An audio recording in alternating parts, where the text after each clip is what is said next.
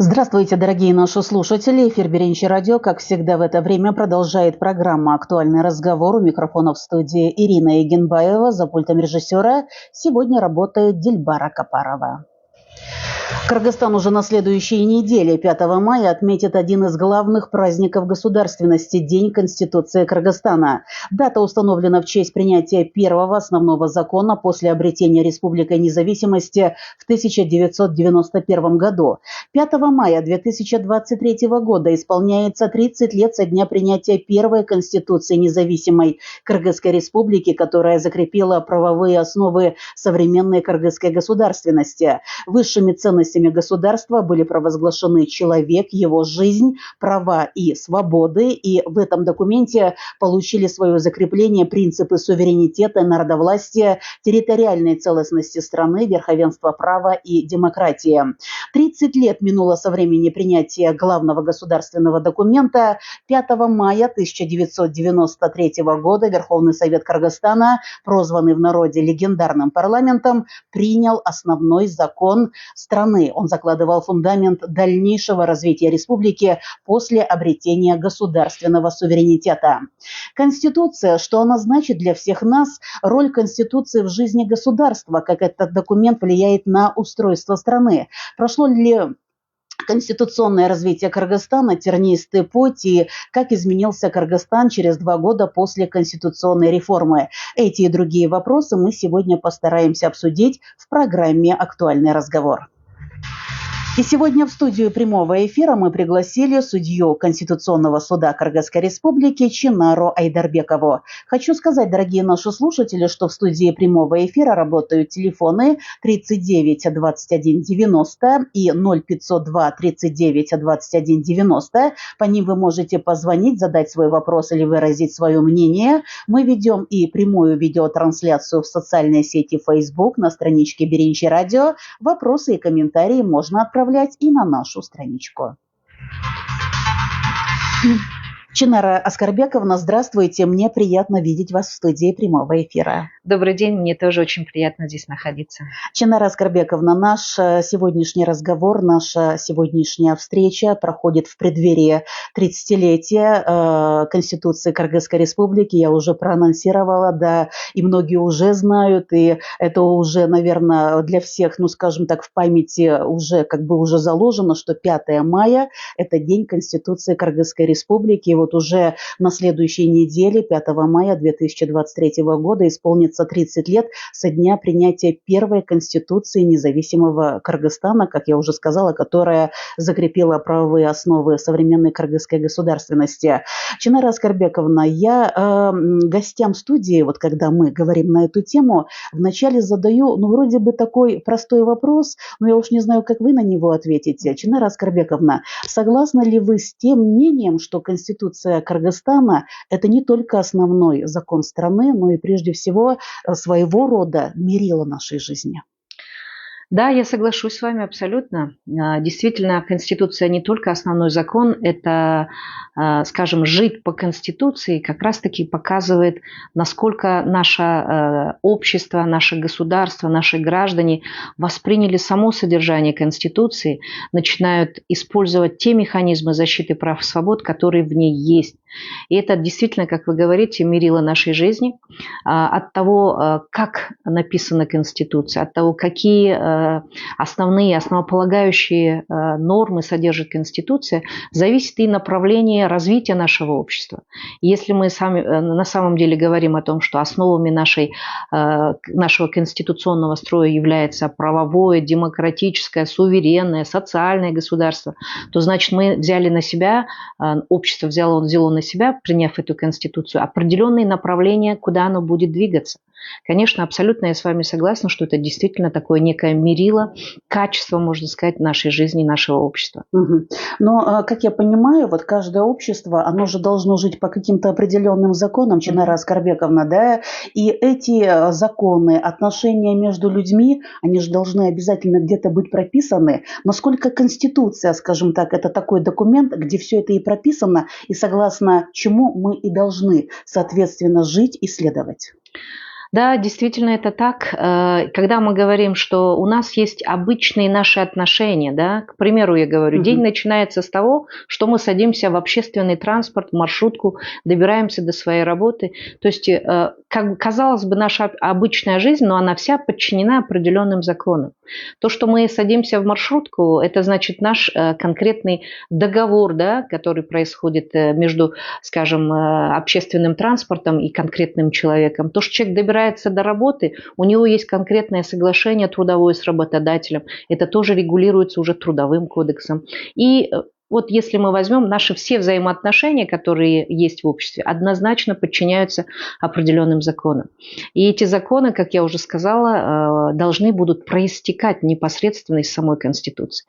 Обычному человеку, может быть, и как бы не надо обращаться к Конституции каждый день, потому что его уклад жизни так упорядочен, что, в принципе, работает вся система государственных органов, которая обеспечивает правопорядок, другие обеспечивают, например, систему определенных предоставления услуг и так далее. То есть вся эта архитектура государственных органов выстроена в первую очередь в самой Конституции. Какие взаимоотношения должны быть.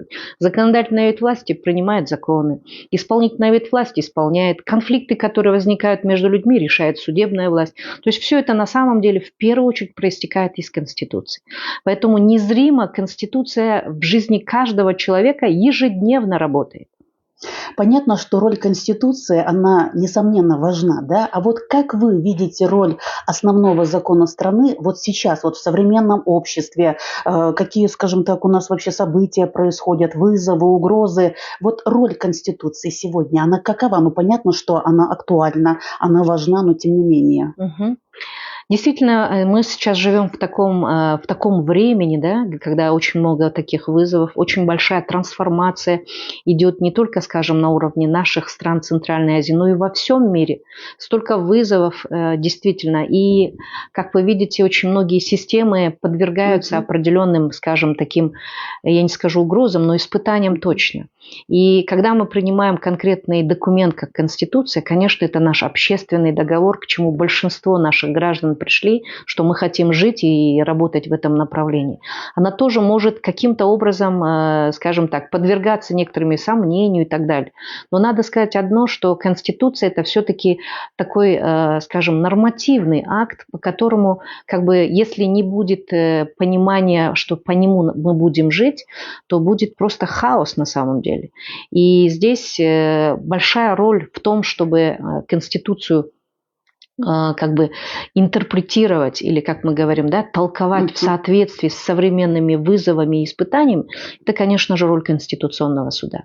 И каждый раз, когда мы говорим, что вот понятие правового государства именно конкретно взять в нашей стране с учетом нашего уровня развития демократии, правосознания, оно может толковаться с этой спецификой, например, да. И точно так же, если мы возьмем, что есть вопрос социального государства, то же самое. Например, мы не можем сегодня сопоставлять вот эти все вещи с тем, что уже есть в развитых странах и так далее. Поэтому большая роль, конечно же, здесь в интерпретации принадлежит Конституционному суду, где Конституционный суд, как вы уже сказали, с учетом этих новых трансформационных вещей должен самое главное, да, как бы вот при поставленном таком вопросе снять напряжение в обществе. Вот это самая главная роль Конституционного суда. Чанара Аскарбековна, то есть, как я понимаю, Конституция способствует развитию нашего общества. Ведь если говорить об основных целях развития вот нашего общества, здесь что самое главное в приоритете? Это построение свободного, независимого, демократического государства. Да, конечно, мы, в принципе, как уже сказали, в основу конституционного строя мы себе записали, что мы хотим быть демократическим государством. Когда мы говорим демократическое государство, в нем есть масса различных принципов, которые каждый принцип в соответствии с каким-то конкретным вопросом может интерпретироваться. Да, в демократическом обществе обязательно один из принципов должны быть свободные выборы, например. Да? Вопрос только в том, насколько мы эти демократические демократические принципы максимально можем достичь, да, или как бы обеспечить.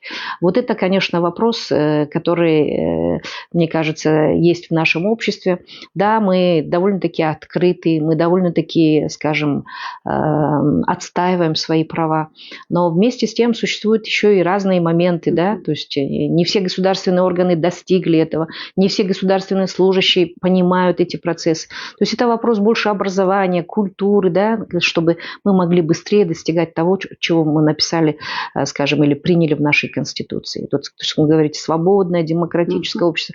Это все, в принципе, есть в нашей Конституции. Вопрос только в том, что мы туда движемся. И это уже очень хорошо, что есть такое направление. Чинара Аскарбековна, Конституционная палата Верховного суда Кыргызской Республики была преобразована в Конституционный суд 5 мая 2021 года. Но вот у многих граждан на день сегодняшний до сих пор возникают вопросы такого плана или такого характера, что изменилось в деятельности Конституционного суда после принятия Конституции в 2021 году. Но понятно, что вот Конституционный суд, он делает все возможное, чтобы защитить права, свободы, которые и заложены в основном законе страны. Да, спасибо за вопрос. Действительно, очень много вопросов сейчас возникает у наших граждан. Я, пользуясь случаем, тоже могу разъяснить этот момент. Конституционная палата Верховного суда, ранее Конституционный суд, стал так называться по Конституции 2010 года. И этому тоже были разные причины. Хочу сказать, что тогдашний Конституционный суд был расформирован, и на его месте, то есть правопреемником, стала Конституционная палата. Конституционная палата по Конституции 2010 года была записана, что она входит в состав Верховного суда. Состав Верховного суда предполагал, что это не есть под Верховным судом. Она в составе, мы назывались в названии Конституционная палата Верховного суда, но вместе с тем орган конституционного контроля все еще оставался независимым органом, мы не подчинялись Верховному суду. Верховный суд сам осуществлял свою деятельность в рамках Конституции, мы свою, да. Но, несмотря на это, очень у многих наших и партнеров, когда мы выезжали за пределы нашей страны, возникал вопрос, что мы являемся некой коллегией Верховного суда, и, может быть, даже наше решение перепроверяет Верховный суд, было очень много вопросов. То есть само название вводило вот в такое вот состояние людей, когда они задавались таким вопросом. А сейчас, например, когда Конституция 2021 года опять вернула название Конституционного суда, и это на самом деле очень большое достижение, на мой взгляд, и хочу сказать, что мы стали называться Конституционным судом. По сути, в своей деятельности ничего не поменялось. Мы так и работали, как Конституционный суд, единственное с названием Конституционная палата. Так нашу деятельность никто не мог вмешаться, никто не мог пересмотреть наши акты. То есть все точно так же продолжается. Просто единственное спасибо, что мы вернули себе свое собственное название и исключили эти вопросы, которые нам задавались. То есть, иначе говоря, вот если раньше была Конституционная палата, сейчас Конституционный суд, то есть разницы вот в обязательствах той Конституционной палаты и вот того Конституционного суда, который вот сегодня, практически нет. Нет, абсолютно нет. Очень хорошо, что было записано, что, например, решение Конституционной палаты, или вообще Конституционный суд является правопреемником Конституционной палаты, соответственно, и все наши решения, которые были приняты и в статусе Конституционной палаты, они также будут исполняться, как и решение Конституционного суда. По своей сути ничего не изменилось. У нас также был свой бюджет, свой аппарат, и мы все сами это осуществляли.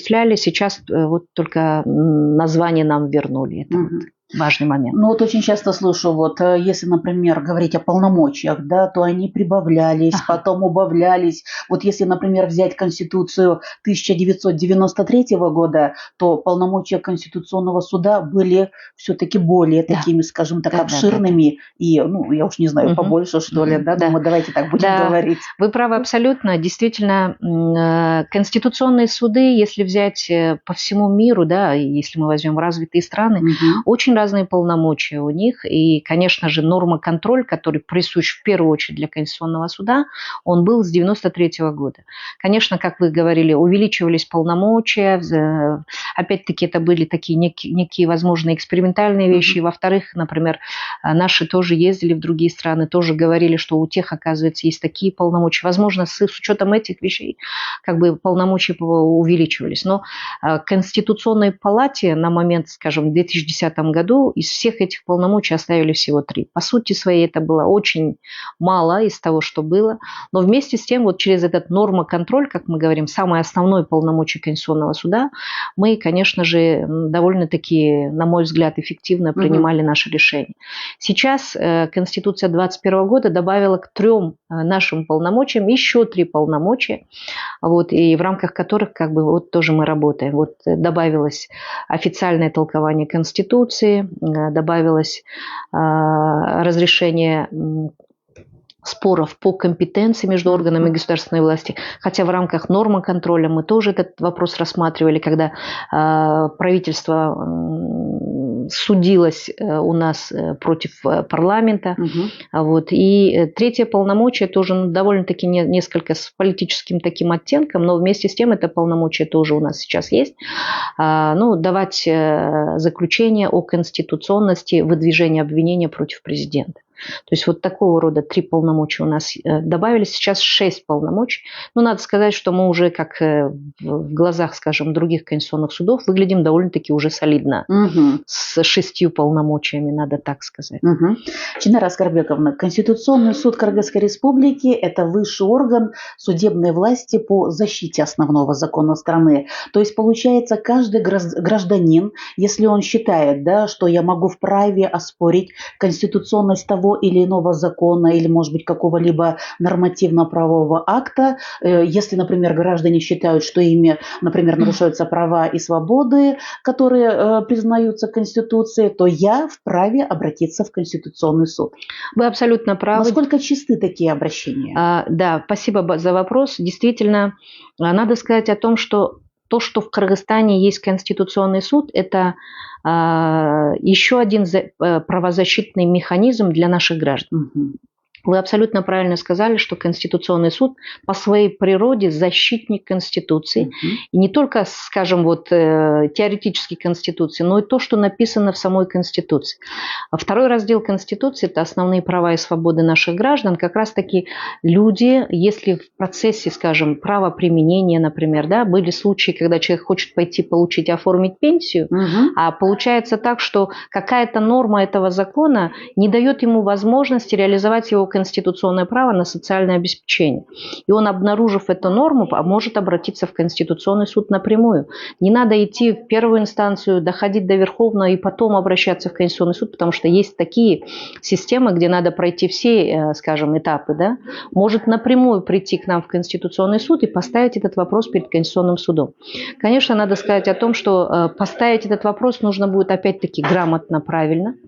Есть определенные требования, как обратиться в Конституционный суд, но я считаю, что они не такие уж и сложные. Если будет такое обращение в Конституционный суд, то мы, в общем-то, можем взять этот вопрос на рассмотрение. Что касается количества граждан, которые к нам обращаются, вот буквально мы подвели итоги 2002 года, 85% обращений, которые принимаются к производству, это обращения граждан. И это уже говорит о том, что мы этим самым несколько отличаемся, опять-таки, от других конституционных судов, потому что, если взять Молдову, в основном обращаются судьи, у которых есть вопрос, когда они применяют конкретную норму закона, и у них появляется вопрос, это судьи. В Российской Федерации это оппозиционные фракции, например, да, а у нас это граждане. Это тоже, скажем, показательно для нашей страны такая активность граждан по применению норм Конституции. А можно ли говорить о том, что в Конституционный суд граждане буквально обращаются или каждый день, или, может быть, через день? Но я вот задала вам вопрос, да, частота. Насколько вот вы ведете, скажем так, анализ, или, может быть, сейчас скажете, или это обращение каждый день, или это, может быть, скажем так, редкие обращения?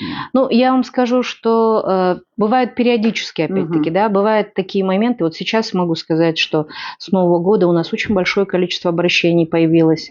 Наверное, это тоже зависит от того, что люди вспоминают, или это зависит от того, насколько люди знают о своем праве обратиться в Конституционный суд. Здесь я хочу сказать, что да, у Конституционного суда тоже и у Министерства юстиции мы сейчас как раз взаимодействуем, чтобы было больше информации, что можно обращаться в Конституционный суд. Да? Как только мы проводим различные мероприятия с адвокатами, адвокаты начинают обращаться, судьи начинают обращаться. И вот я хочу сказать, что у нас в прошлом году мы зафиксировали около 70 обращений в год, 70 обращений, и из них, в общем-то, 10 11 обращений мы приняли к производству. То есть скажу, что для конституционных судов на самом деле это немало. Очень многие могут сказать и сравнивать, скажем, нашу практику с практикой судами общей юрисдикции, где они говорят, вот мы по 1000 дел рассматриваем. На самом деле конституционные суды не должны так часто рассматривать, потому что это говорит о чем? Это о том, что законодатель или, скажем, нормотворческие органы не очень качественно срабатывают, что находятся такие проблемы в законодательстве. Поэтому вот такое обращение... Бывали года, да, когда у нас было обращение свыше 100, то есть вот такая динамика. Мы с вами, Чинара Аскарбековна, немного отдохнем. Сейчас настало время для того, чтобы послушать новости. Новости послушаем, после чего обязательно продолжим. А вам, дорогие наши слушатели, напомню, телефоны 39 21 90 и 0502 39 21 90.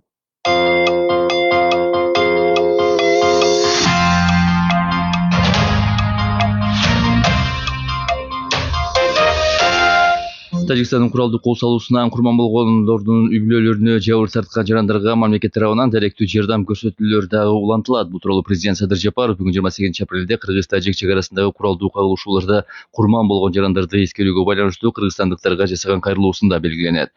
Өлкө башчы жарандардын талкаланган турак жайларын калыбына келтирүүгө мамлекеттин бюджетинен 1 миллиард 385 миллион 670 миң сом бөлүнүп берилгенин айткан. Учурда талкаланган 418 үйдүн 381 бүткөрүлдү. Калгандардын калыбына келтирүү жаатында курулуш иштери жүрүп жатат. Мындан сырткары жапа чеккен жарандардын насыя берүүчү мекемелерге болгон 31 миллион сомдук карызы жоюлуп, 63 миллион сомдук насыялык келишимдердин шарттары жеңилдетилди. Каргышалуу окуяларда 99 жаран курман болуп, 477 жаран ар кандай жаракат алган. Кыргыз-Кытай чек арасы 29-апрелден 1-майга чейин убактылуу жабылат. Бул тууралуу УКМКнын чек ара кызматы билдирди. Маалыматка ылайык, чечим Кытай тараптын демилгеси менен Кытайда эмгек күнүн белгилөөгө байланыштуу жабылууда. Торугар жана Эркештан бекеттеринен унаалар жана жарандар 2-майдан тарта өтө баштайт. 29-апрелде жана 2-3-4 майда Боом Капчык айында кооптуу таштарды түшүрүү иштери жүргүзүлөт. Бул тууралуу Кыргыз темир жолу мамлекеттик ишканасы билдирди. Маалыматка ылайык, жол кыймылынын коопсуздугун камсыздоо башкы башкармалыгынын кызматкерлери жолду жарым жартылай тоскондон кийин аталган иштер күндүз жергиликтүү убакыт боюнча саат 9-дан 15:00-гө чейин жүргүзүлөт. Жол тазалоо учурунда машиналар бир тилкеге багытталат. Белгилей кетсек, таш түшүрүү иштери Бишкек Нарын Торугар жол тилкесинде автомобиль жана темир жол транспортунун коопсуздугун камсыздоо максатында өткөрүлүүдө. Кыргызстанда жыл башынан бери кызамык оорусунун 200 учуру катталды. Бул тууралуу Биринчи радио республикалык эмдөө борборунун директору Гүлбара Ишенапысова билдирди. Анын айтуусунда Ош областында 100дөн ашуун учур катталган. Биздин өлкөбүздө азыр статистикага таянсак 200 учурга жеттик. Көбүнчө Ош областы болуп атат. 100дөн ашык учур, Ош шаары болуп атат, 49 учур.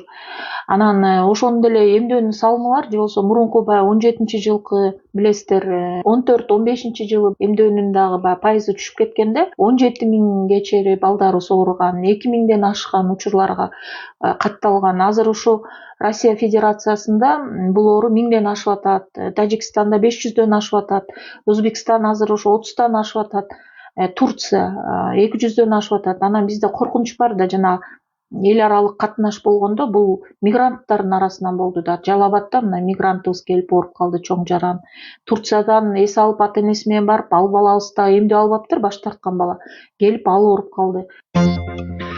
Кыргызстанда 1-май күнү жана 5-майдан 9-майга чейин эс алуу күндөрү болот. Министрлер кабинетинин токтомуна ылайык 5 күндүк иш жумасынын графиги боюнча иштеген мамлекеттик жана муниципалдык мекемелердин жана ишканалардын кызматкерлери 5-майдан 9-майга чейин эс алат. Ал эми 8-майдагы иш күн 13-майга которулат. Кыргызстанда 1-май эмгекчилердин күнү, 5-май Конституция күнү, 9-май жеңиш күнү белгиленет.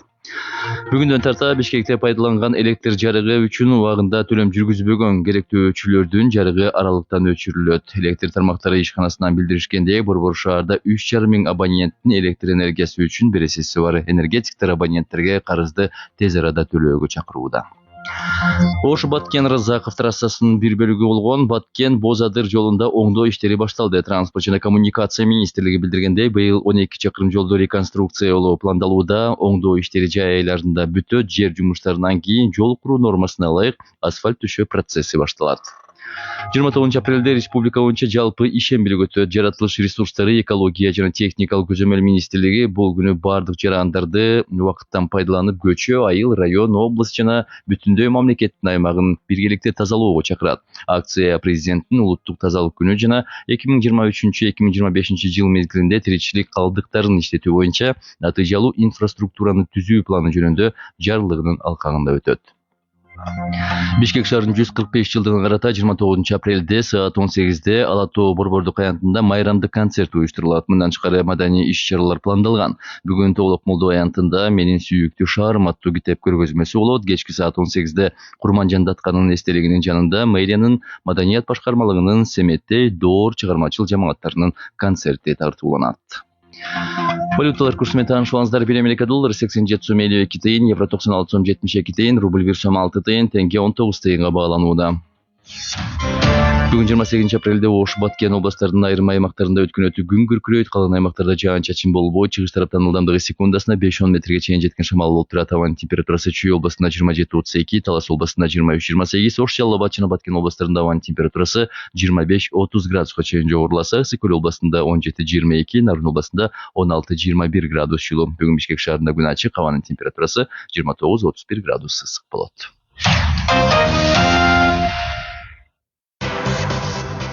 А я напомню, что в эфире Беренчи радио программа «Актуальный разговор».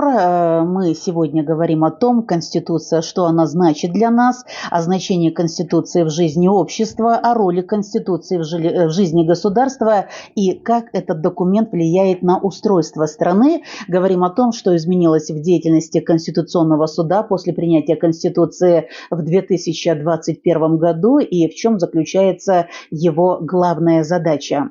Напомню, что сегодня у нас в гостях судья Конституционного суда Кыргызской Республики Чынара Айдарбекова. Если есть вопросы, уважаемые радиослушатели, вы можете позвонить по телефонам прямого эфира 39 21 90 и 0502 39 21 90. Сегодняшняя прямая трансляция идет и в социальной сети, на Фейсбуке, на страничке Беренчи радио. Чынара Аскарбековна, ну вот если продолжить наш разговор по поводу того, что вот вы отметили, что да, часто обращаются граждане в Конституционный суд, и вы чуть ранее отметили, что из-за 70 обращений Конституционный суд принял в обращение где-то более 10, да? 10-11, да? То есть получается, не все, может быть, заявления граждан принимаются судом к рассмотрению, да? Я правильно понимаю? Да, вы правы. Я уже говорила о том, что есть свои правила по обращению в Конституционный суд. То есть смысл такой, если каждый человек будет просто писать о том, что эта норма ему не нравится, и здесь, как он видит, есть нарушение Конституции, то, представьте, Конституционный суд захлебнулся бы, наверное, да, от этих обращений. Здесь очень важный момент, вот чтобы просто, если рассказать, должно быть так, чтобы действительно вот это сомнение в конституционности человек должен будет описать, четко описать правовыми категориями. И я хочу сказать, что да, возможно, что нашим простым гражданам это будет сложно сделать, но всегда есть юристы, адвокаты. У нас есть уже определенная группа адвокатов, которые уже специализируются вот по написанию этих обращений. Можно будет к ним обращаться. Но и если совершенно как бы сложно найти таких людей, всегда можно прийти к нам в Конституционный суд и проконсультироваться. У нас есть общественная приемная, где людям объясняют, как можно обратиться. Есть образцы, да, вот как можно написать это обращение в Конституционный суд на нашем сайте. Вот. И, в принципе, были случаи, когда у нас бабушка, можно сказать, да, вот она обратилась по поводу вопросов, опять-таки, индексации пенсии, да? Да, индексации пенсии. В данном случае было пособие, да, пенсии по потере кормильца. То есть она довольно-таки грамотно смогла тогда составить, и мы это дело рассмотрели. Это было действительно такой прецедент. Если люди совершенно как бы не подготовленные, но они вот в силу своего хорошего образования, как вот полученного в советское время, можно сказать, довольно-таки четко могут выполнить то требование, которое есть в законе. Поэтому это, в принципе, не могу сказать, что это очень сложно обратиться к нам в Конституционный суд. Но, к сожалению, как мы уже говорим, если мы, коллегия судей не находит вот в этом обращении конкретного сомнения в конституционности конкретной нормы, конкретным нормам Конституции, то мы, к сожалению, отказываем. мы не можем рассматривать. А вот знаете, сейчас какой у меня вопрос возникает, Чинара Аскарбековна, вот в прошлом году, когда в государственных органах началась инвентаризация законов, да, и я очень часто слышала, что в связи с инвентаризацией законов, то, скажем так, возможно, по ее итогам количество обращений в Конституционный суд может увеличиться. Насколько эта информация, ну, скажем так, имела или имеет реальную основу?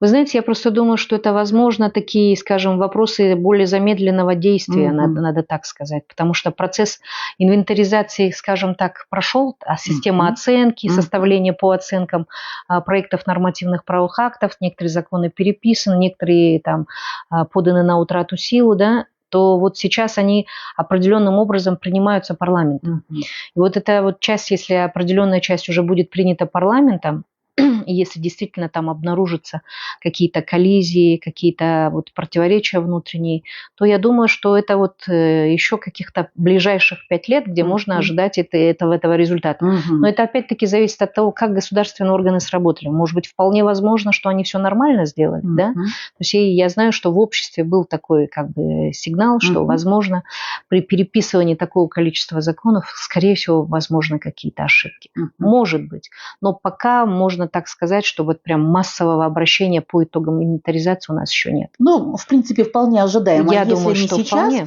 то может быть через год или через 2. Я говорю, это такой вопрос более замедленного действия. Вполне возможно. Чинара Аскарбековна, какие механизмы предусмотрены для защиты основного закона страны, для защиты Конституции, и как они могут или как они вообще используются в судебной практике? Ну, надо сказать о том, что вот Конституция это вот очень четкие рамки, можно так сказать, и вот рамки дозволенного, рамки возможного, и здесь, конечно же, защитой этих вещей, как я уже сказала, занимается Конституционный суд.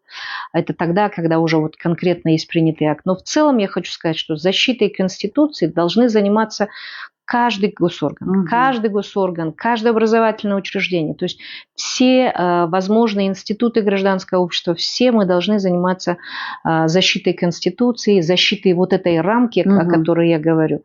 Потому что Конституционный суд – это всего лишь, скажем, такой вот механизм, который ни во что не вмешивается, он просто ждет, пока к нам в Конституционный суд не принесут обращение о том, что вот этим нормативным правовым актом нарушаются конституционные права наших граждан. А в целом я хочу сказать, что вся правоохранительная система во главе, можно сказать, там с Генеральной прокуратурой, которые должны осуществлять надзор, да, за точным исполнением законов всех, скажем, органов, как государственных, так и органов местного самоуправления. Вот этот надзор должен прошивать, как мы говорим, все. То есть все должны работать по этим рамкам, которые установлены в первую очередь самой Конституцией, а потом внутри в каждой сфере конкретными законами. Поэтому, когда мы говорим, что вот почему у нас не очень хорошо идет какая-то вот уровень конституционализации, надо сказать о том, что все мы должны научиться, скажем так, быть лояльными к Конституции, быть защитниками Конституции, четко выражать, скажем, свою позицию вот в этом вопросе. Поэтому здесь это, конечно, непростое дело, как мы уже говорим, это должно появиться в сознании каждого гражданина Кыргызской республики. Это должно начинаться, конечно, со школы, каждый университет, каждый вуз должен будет у себя иметь такие, скажем, обучающие курсы, спецкурсы, где надо готовить этих людей. Вот буквально кто-то недавно мне сказал, что вот мы были, говорит, во Франции, и во Франции, говорит, прям с детского сада учат. Самый лучший кто? Гражданин Франции. Самая лучшая страна Франция. Самая лучшая конституция французская. Да? То же самое, в принципе, у нас должно начинаться, скажем, вот у нас мы должны быть патриотами вот своей страны буквально с детского сада. Мы сегодня с вами говорим о значении основного закона страны в жизни общества. Не могу не спросить, какое значение имеет Конституция для того, чтобы гарантировать правопорядок, для того, чтобы гарантировать стабильность в обществе, и какие-то последствия же могут возникнуть, например, при таких нарушениях? Вы тоже абсолютно правы здесь. Как я уже сказала, Конституция – это такой некий, скажем, купол, да, под которым уже начинают формироваться другие законы. И если мы говорим о безопасности наших граждан, конечно же, это целая сфера у нас работает государственных органов, которые должны обеспечивать эту безопасность. И когда мы говорим о том, как Конституция на это воздействует, хотя бы из того, что из Конституции должны проистекать Уголовный кодекс, Уголовно-процессуальный кодекс. Сейчас, пользуясь случаем, я хочу сказать, что самое большое количество обращений наших граждан именно на нарушения, которые есть в самом Уголовном и Уголовно-процессуальном кодексе. И вот, наверное, не очень хорошая практика, когда каждый раз надо так часто переписывать эти законы. Вы знаете, что мы долгое время работали по этим кодексам 1997 года, потом в 2017 году написали полностью для этой сферы, для этой системы новый кодекс, а потом опять решили в 2021 году переписать. И какие-то вещи, все равно человеческий фактор остаются, то есть пробелами, там не так написали, здесь пропустили. Да, и в итоге вот как раз Конституционный суд, измеряя, насколько эти акты соответствуют Конституции, вот мы сейчас буквально за последний год приняли несколько, на мой взгляд, очень важных решений, которые как раз-таки защищают права наших граждан. Вот, к примеру, хочу сказать, что к нам недавно обращалась группа адвокатов, которые поставили вопрос о том, что лица, которые содержатся на уровне, скажем, досудебного производства, то есть под стражей, когда человека задерживают, он находится в следственном изоляторе, и до приговора суда, то есть до решения суда, они как бы находятся в следственном изоляторе. И получилось так, что кодексы 1997 года предоставляли им такую гарантию, что день того, что они находятся в СИЗО, считалось как за 2 дня. То есть когда идет зачет, скажем, да, когда суд принимает решение, выносит обвинительный приговор, и это вот расчет времени зачитывался в общий срок наказания. Да? И это тоже было, в принципе, в какой-то мере оправдано, потому что сами условия этих следственных изоляторов не отвечали определенным требованиям. И получилось в 2017 году и 2021 году решили опять вернуть день за день. Да? И как раз адвокаты обратились к нам с такой нормой, с таким требованием, потому что в Конституции есть такое требование, что нельзя принимать, государство не должно принимать закон, отменяющий или умаляющий права граждан. То есть какой-то достигнутый уровень гарантий прав, он не должен снижаться. А если он снижается, то для этого должны быть очень четкие причины. Есть очень четкие 4 цели в Конституции, в рамках которых это, скажем, снижение возможно. Так вот, на этом процессе мы выясняли и в конце концов пришли к выводу, что вот этот день за день расчет на самом деле на сегодняшний день умаляет права наших граждан, то есть ухудшает положение этих граждан. Это первый момент. Второй момент, что эти условия содержания все-таки не соответствуют нормальным. То есть здесь человек, надо сказать, был защищен принципом презумпции невиновности. Он еще не виновен, чтобы содержаться в тюремных условиях.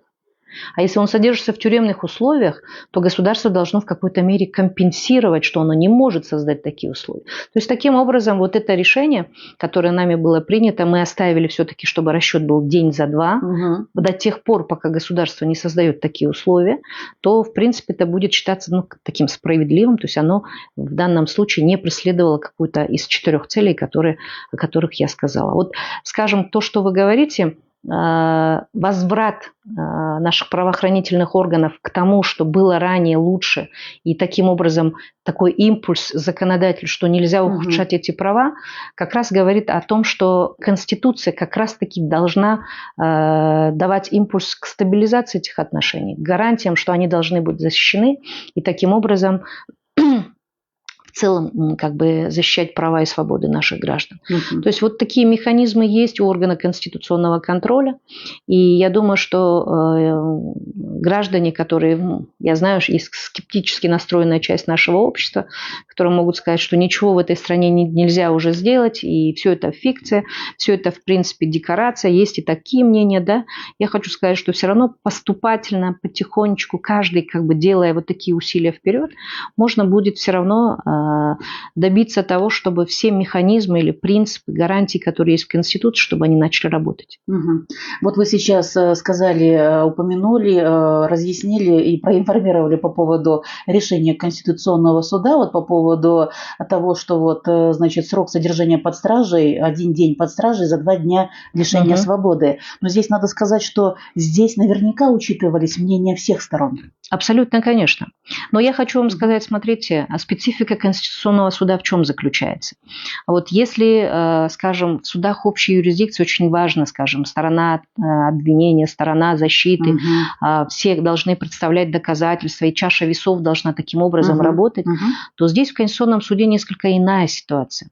Мы, даже если выслушиваем эти стороны, одна может говорить одно, другое другое, мы не связаны, скажем, доводами сторон. Мы принимаем вопрос с точки зрения права. То есть для нас не имеют значения какие-то обстоятельства. Но когда проводится судебный процесс, для нас важно выслушать, что думают все органы по этому поводу. И самый важный момент – не навредить. Вот этот принцип «не навредить» все равно срабатывает у нас в Конституционном суде, потому что, возможно, есть какие-то попытки, желания, есть, но недостаточно ресурсов. Или, скажем, вот есть какие-то усилия к тому, чтобы это обеспечить и так далее. Да? То есть увидев вот эти моменты тоже, мы можем иногда, скажем, себя останавливать, сдерживать. Хорошо, мы не будем признавать это неконституционно, но в то же время мы дадим такое некое поручение Кабинету министров, парламенту. Вот в эту часть тогда вы лучше отработаете, формулировку чуть лучше сделаете, чтобы это дальше могло лучше развиваться. То есть вот такая, на самом деле, природа Конституционного суда. Хотя вот многие наши юристы могут говорить о том, но это же не написано в ваших полномочиях Конституционного суда. Я вас уверяю, во многих конституционных судах мира, особенно в очень развитых, да, они активно пользуются своими этими полномочиями, потому что это, по сути своей, последняя точка, где принимается решение о том, как вообще законодателю или государственным органам себя вести, чтобы поступать по Конституции. Не могу не спросить, Чанара Аскарбековна, роль общественности в защите основного закона страны тоже важна? Безусловно. Я хочу вам сказать, что, опять-таки, в защите Конституции играет роль важную не только Конституционный суд, суды или Министерство юстиции, как многие говорят. Мы все должны этим заниматься. Особенно большая роль у гражданского общества.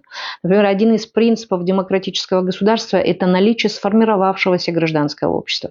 Социальное государство, правовое государство возьмем, да, везде есть один из принципов – это наличие сформировавшегося гражданского общества. То есть получается так. Да, мы можем, в принципе, многие принципы развивать, но если в нашей стране нет сформировавшегося гражданского общества, которое должно активно поднимать проблемы общественности, ставить их перед государственными органами, мы не будем считаться демократическим государством. Но будет опять-таки такая декорация. Давайте возьмем там наших соседей рядом, где не было сформировавшегося гражданского общества. В итоге все это так происходит. Надо сказать о том, что то, что у нас есть гражданское общество, это действительно бесспорное достижение Кыргызстана, и этим надо гордиться. Подытоживая наш сегодняшний актуальный разговор, Чанара Аскарбековна, не могу не спросить, вот как вы думаете, вот мне сейчас ваше мнение интересно касательно того, должен ли или обязан ли каждый гражданин страны взять текст Конституции, ознакомиться с текстом, ну и, соответственно, знать, в чем же содержание основного закона страны. Или все-таки, в принципе, достаточно таких, скажем так, основополагающих вещей, уж извините, я буду на простом языке говорить, да, не укради, не убей, да, ну, извините. Или вот вы упомянули общественный транспорт, в котором мы ежедневно садимся, да, кто-то водитель, кто-то пассажир. Соблюдай правила дорожного движения. Насколько вот здесь, вот мне сейчас ваше мнение интересно, достаточно ли этого? Или все-таки текст ознакомления с Конституцией тоже важно? Отличный вопрос. Я хочу сказать, если каждый из нас считает себя гражданином своей страны, мне кажется, он должен будет обязательно ознакомиться с текстом Конституции. Возможно, он с первого раза немногое поймет, с 5-го раза тоже, возможно, немногое поймет, да? Но мне кажется, каждый из нас должен понимать, если, когда мы видим наш герб, да, наш флаг. Мы видим сейчас, как наши спортсмены добиваются таких высоких результатов. У нас у всех идет прям такие мурашки по коже, да. И вот я думаю, что если мы считаем себя вот такими вот патриотами своей страны, просто надо взять, почитать Конституцию. Но то, о чем вы говорите, простые вещи, не убей, там, не укради, на самом деле это все соответствует Конституции. Не надо говорить о том, что это некий какой-то такой фантастический документ, и он далек от наших таких социальных, привычных каких-то норм. Нет, абсолютно. Все это, в принципе, складывается, и государство даже говорит, обычаи и традиции, которые есть в нашей стране, если они не противоречат Конституции, они все поддерживаются государством. То есть все складывается из этих простых, обычных прописных истин, о которых вы сказали, которые потом уже складываются в очень четкую, скажем, форму в виде закона, а еще выше получается Конституция. Поэтому должен ли человек прочитать Конституцию? На мой взгляд, наверное, должен. И должен он, наверное, начать со школы, потом в вузе, а потом еще и, скажем, если он действительно считает себя образованным человеком, прочитать, конечно, Конституцию. И последнее, Чунара Аскарбековна. 2 года назад в стране прошел референдум по принятию проекта новой редакции Конституции. Это было 11 апреля 2021 года. Чему эта Конституция нас сегодня обязывает? Ну, понятно, что это соблюдать законы, да, выплачивать своевременно налоги. Это тоже обязанность каждого из нас. Вот об этом сейчас. Вы знаете, я хочу сказать, да, конечно, у нас страна любит каждый раз искать причины каких-то вот общественных кризисов, общественных конфликтов, скажем, в тексте Конституции. Я бы сказала бы так. Основной закон – это в первую очередь принципы, это в первую очередь, скажем, ценности нашего общества, которые закреплены в Конституции. Они не менялись с 1993 года, я вас уверяю. И от того, что мы меняли, больше менялась часть касательно архитектуры полномочий между государственными органами.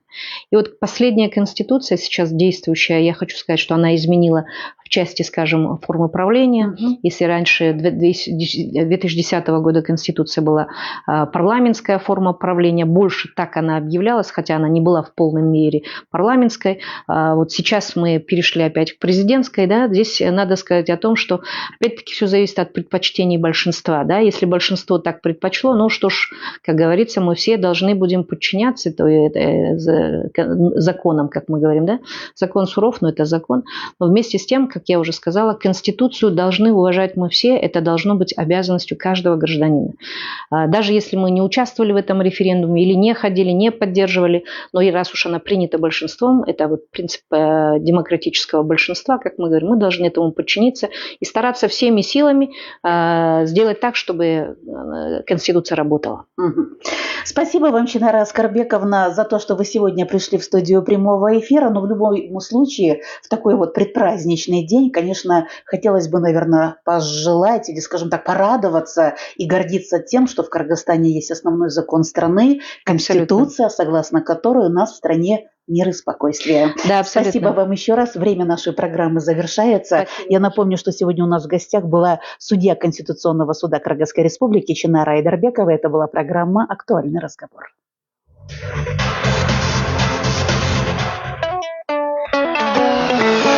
Биринчиде музыка.